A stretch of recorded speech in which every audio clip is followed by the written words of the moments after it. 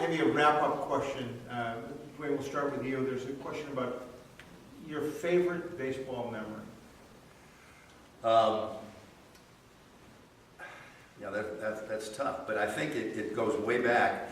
I was a kid living in Kansas City in 1946, must have been the 5th grade. Kansas City, the team that played West was the St. Louis Cardinals. So and KMOX blasts out all over the Midwest. And the Kansas City Blues were the Yankee farm team, so I had both, and then they won.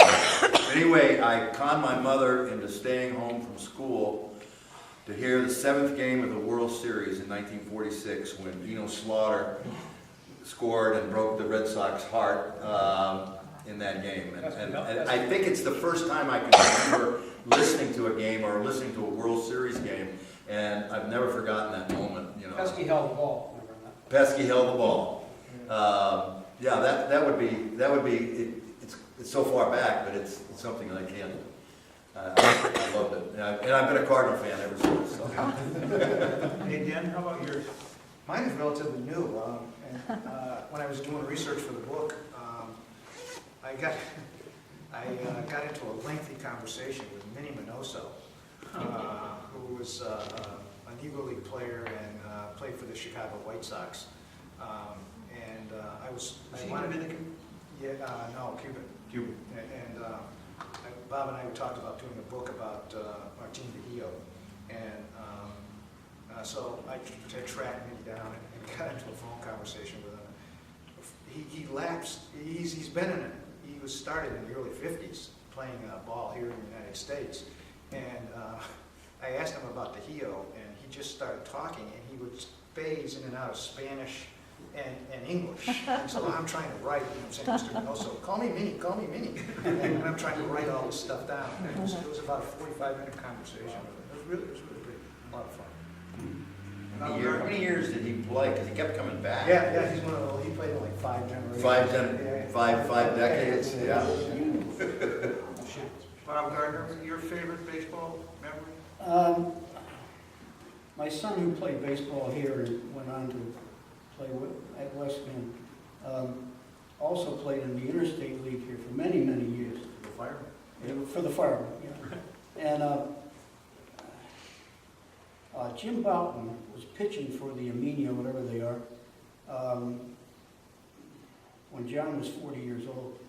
And John said he didn't have a fastball anymore, but he had a lot of junk, knuckleballs and curveballs. And so he said, first time up he struck out, second time up he hit a weak grounder to second, third time hit a fly ball to center field, fourth time he got up in the last inning and man on second, and they were behind 2-1, and he threw him a soft curve, and he hit it over the fence and went around the bases, touched home plate, said, "That's it, I retire."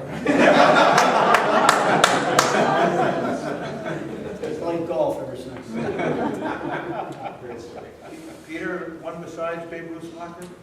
I'm not a Yankee fan by any means, but when I was in 8th grade, I ran home from school to watch Bob Larson pitch the perfect game. I caught the last few innings after school, and I think that sort of lives in my mind as a meaningful moment for me in baseball. My brother was a Yankee fan, so I was a Dodger fan. Still, that was a great game to see. Bob, yours? Well, I have two actually.